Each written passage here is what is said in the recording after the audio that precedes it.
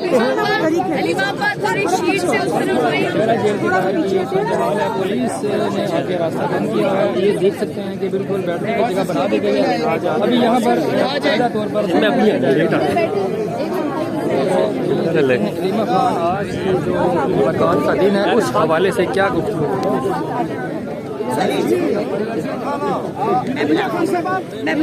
इधर हलीमा खान साहब आपने देखिए फांसी यहाँ पे बैठ चुकी है।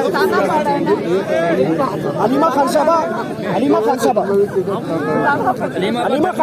यहाँ पे हलीमा खान साहब पुरअमन धरना यहाँ पे जारी हो चुका है। क्या कहेंगे? लोग औरतों की जगह बन जाएंगी, बैठ जाएंगे, फिर मैं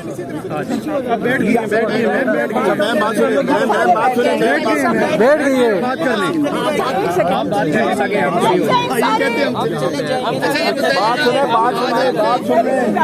नहीं अभी फ्रेम अच्छा है।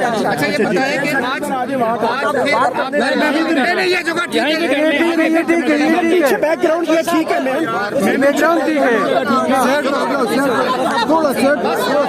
ये पीछे का व्यू भी आएगा, पुलिस भी पता चलेगा ना। हाँ ये ठीक है, ये ठीक है।